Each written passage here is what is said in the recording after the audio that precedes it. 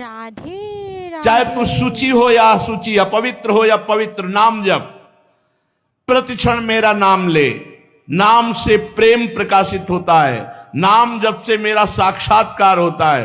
ए आनंद के लाल, तू किसी की तरफ भयभीत होकर गिड़गिड़ा मत, मेरा नाम ले। कोई आ दुख दूर करने वाला पैदा नहीं हुआ। अवश्य में भोक्तव्यम कृतम कर्म शुभाशुभम। एकमात्र भगवान, उनका नाम। इधर उधर ये सब, कोई तुम्हें जंतुर बांध दे, कोई कलावा बांध दे, कोई वस्त्र दे दे, कोई प्रसादी दे दे, उससे तुम्हारा शोक नष्ट हो जाए, ऐसा नहीं। वशिष्ठ जी, विश्वामित्र, बड़े बड़े महर्षि हुए हैं, वो सब तड़प करके कह रहे, सुनो भरत भावी प्रबल बिलख कहो मुनिनाथ, हानि लाभ जीवन मरण जस अपजस विधिहात।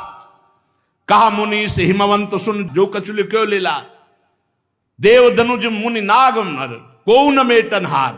ये महापुरुष जन बोल रहे हैं। एकमात्र भगवान नाम, इसी से पुकार के कहता हूं, तू कोई भी हो, किसी भी जाति का हो, कैसा भी हो, मेरा नाम जप करेगा तो मैं तुझे परम पद प्रदान करूंगा। मेरे प्राणों के भी प्राण, तू मेरा अंश है और कोई नहीं है।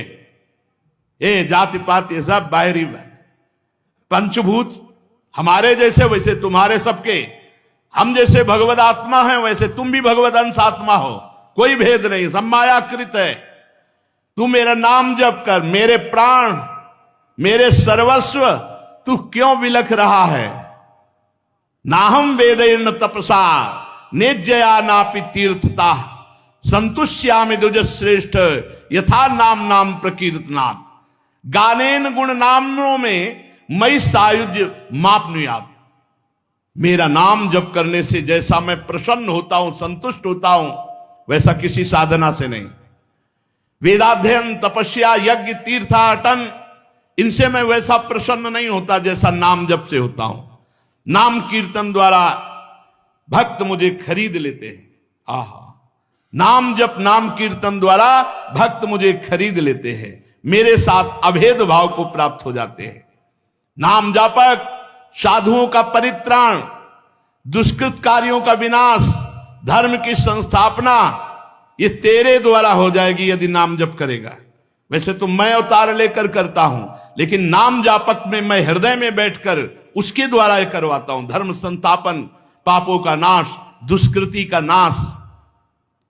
ऐसा तेरा इष्ट हूं, अव्यक्त रहता हूं, दिखाई नहीं देता, पर तेरे साथ हो। तुझे व्यक्त करना है तो मेरा नाम कीर्तन कर, मेरा नाम जप कर। आओ आओ, तुम्हें बहुत मैं शांति प्रदान करूंगा। आओ, तुम रोग, शोक, ताप, पाप सबसे मुक्त हो जाओगे। देखो, मेरे नाम की शीतल छाया में तुम कृतकृत्य हो जाओगे, तुम्हारी सारी व्यथा दूर हो जाएगी। तुम आज से नियम लो, हर श्वास नाम जप करेंगे, एक भी मिनट कभी नाम नहीं छोड़ेंगे। आओ, देखो मैं मुस्कुराता हुआ तुम्हारे पास खड़ा हूं, तुम्हें देख रहा हूं, तुम्हें पुकार रहा हूं। तूने इस संसार में जितना अपनापन किया उससे थोड़ा अपनापन मेरे से कर ले, फिर देख। थोड़ा अपनापन भगवान मांग रहे हैं। जैसे मां से, जैसे पुत्र से, जैसे मित्र से, जैसे भाई से, जैसे रिश्तेदारों में किसी एक रिश्ते से, ऐसे भगवान से अपनापन हो जाए। मेरे पास कोई भी ताप और शोक स्पर्श नहीं करता। शीतल प्राणों को करके, परम ज्ञान का प्रकाश भर करके, और बंसी बजाता हुआ तुझे मुग्ध कर लूंगा। तू केवल नाम जप कर। ऐसा ही है। फिर जब इनकी लीला का प्रकाश होता है तब आनंद ही आनंद छाया रहता है। चाहे जितना कष्ट हो, ये मन को खींचकर अपनी लीला में ले जाते हैं। मैं तुम्हें वचन देता हूं, तुम्हें कभी भी शोक, चिंता, भय नहीं होगा। तुम केवल निरंतर नाम जप करो, निरंतर नाम जप। चलते हैं श्रीमद् भागवत महापुराण। प्रसंग चल रहा है, भगवान परमहंस श्री सुखदेव जी महाराज राजा परीक्षित को, इक्ष्वाकु वंश के पहले महाराज निमि का पहले रघुवंश का वर्णन हुआ, फिर चंद्रवंश का वर्णन हुआ। महाराज निमि का।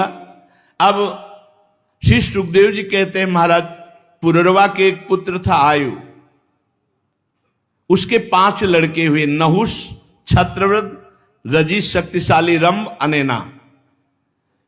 ये भगवान जो श्री कृष्णचंद्र जो प्रकट हुए, ये उन्हीं के पूर्वजों का वर्णन है।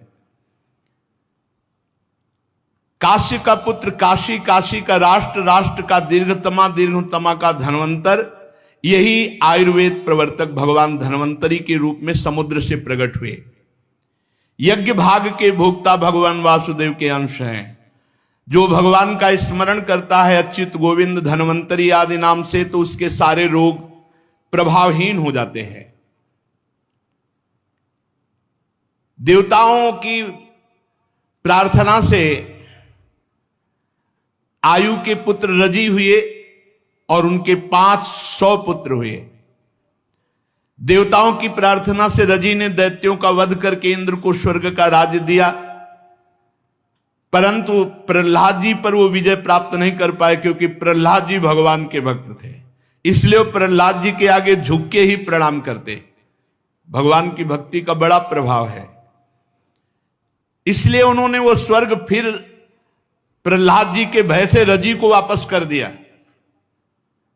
जब रजि की मृत्यु हो गई तो इंद्र के मांगने पर भी रजि के पुत्रों ने स्वर्ग नहीं लौटाया, तो बृहस्पति जी ने इंद्र की प्रार्थना से अभिचार विधि से हवन किया, इसलिए वो सब धर्म भ्रष्ट हो गए। तो अनायास ही फिर वो पराजित हो गए और देवराज इंद्र ने त्रिभुवनपति पद प्राप्त किया। छत्रव्रत की वंश परंपरा में इतने नरपति हुए।